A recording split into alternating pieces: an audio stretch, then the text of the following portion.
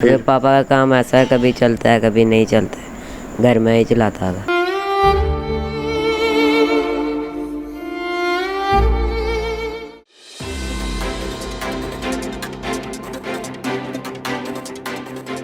अस्सलाम वालेकुम नाज़रीन, मैं हूं आपका मेज़बान अब्दुर्रहमान। हदफ में आप सब लोगों को खुशामदीद। नाज़रीन, आज मैं एक ऐसी कहानी के साथ आप लोगों की खिदमत में हाजिर हूं जो एक मसीहा की मुंतज़िर है।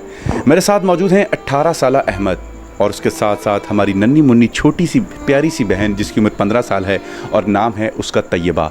नाज़रीन, पिछले 14 साल से ये दोनों बहन भाई सो नहीं पाए और जाने और अनजाने में इनके जिस्म का कोई ना कोई हिस्सा कहीं ना कहीं से इनकी हड्डी जो है वो ब्रेक कर जाती है, टूट जाती है।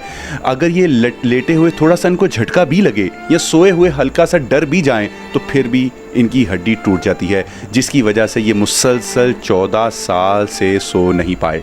15,000 रुपये का इंजेक्शन आता है जो इनको लगता है और उसके बाद ये थोड़ा सा बैठने के काबिल हो जाते हैं। इसके साथ साथ ये अहमद, ये पाकिस्तान का बहादुर बेटा, अपने पूरे घर का ख़र्चा भी अफोर्ड करता था, लेकिन न जाने कुछ ऐसी सूरत हाल पेश आई जिसकी वजह से अब इसका वो कारोबार भी बंद पड़ा है। उसके बारे में भी बात करेंगे। सबसे पहले हम इनसे जानते हैं कि आखिर ये तमाम तर वजूहात हो कैसी रही हैं, बीमारी का नाम क्या है, हड्डियाँ कैसे टूटती हैं, सो क्यों नहीं पाए और घर वाले और इर्द गिर्द के लोग कितनी सपोर्ट करते हैं और स्पेशली हुकूमती ऐवानों से इनके लिए क्या हो रहा है। अहमद, बताइए कद आपका किस तरीके से रुका है? हड्डियाँ टूटती रहती हैं इस वजह से। कब से ये हड्डियाँ टूट रही हैं? ये तो मैं 7 महीने का था। 7 महीने के तो उस वक्त से हड्डियाँ टूट रही हैं? जी। नींद भी नहीं आती? जी। उसी वजह से? हाँ जी, हड्डी टूट जाती है, जब भी नींद आती है झटका लग जाता है। झटका लग जाता है हल्का सा भी तो हड्डी टूट जाती है? जी। तो मुसलसल इलाज हो रहा है, डॉक्टर आपका इलाज करते हैं? हाँ जी, करते हैं, कभी कभी बस नहीं मिलता टीका। टीका लगता है? क्या दिया टीका डालते हैं उसमें, ड्रिप में। ड्रिप में टीका लगाते हैं फिर आराम आ जाता है? जी। तकलीफ होती है? जी, पहले मैं बैठ भी नहीं सकता था। अच्छा। हाँ जी। अब उस इंजेक्शन से कोई फ़र्क है? हाँ जी। तो कितनी देर बाद इंजेक्शन लगता है? वो कभी महीने बाद लगता है, कभी 2 महीने बाद लगता है। ऐसे कोई हेल्प कर, गेमें वगैरह मेरी ख़राब पड़ी हैं। आपकी गेमें भी ख़राब पड़ी? गेमें भी आप काम करते थे गेमों का? जी। Very nice. मेरे पापा का काम ऐसा है, कभी चलता है कभी नहीं चलता है, घर में ही चलाता था। आप घर चलाते थे? माशाल्लाह माशाल्लाह। तो फिर गेमों का क्या हुआ? गेमें ख़राब हुई हैं। सही नहीं करवाई उसके बाद? नहीं, अभी नहीं करवाई। क्या चाहते हैं आप? वह व्हील चेयर वगैरह मुझे मिल जाए और रिमोट वाली, महीने का खर्चा लग जाए। अच्छा, और ये गेमें सही हो जाए मेरी। ठीक है। और जी।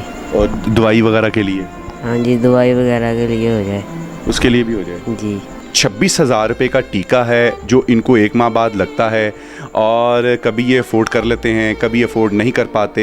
ये चाहते हैं कि अहमद की इस वक्त ख्वाहिश ये है कि इसको रिमोट वाली जो व्हील चेयर है वो मिल जाए ताकि ये आसानी से अपनी मदद आपके तहत बाहर चले जाया करें, अंदर आ जाया करें। गेम्स वाला जो कारोबार था वो ठप पड़ा है, गेम्स ख़राब हैं।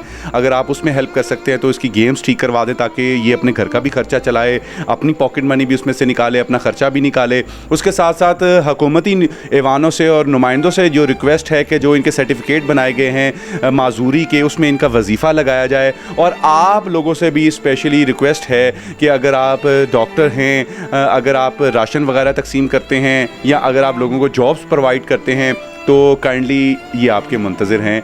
दुनिया में भी जन्नत बनाइए, आखिरत में भी जन्नत बनाइए।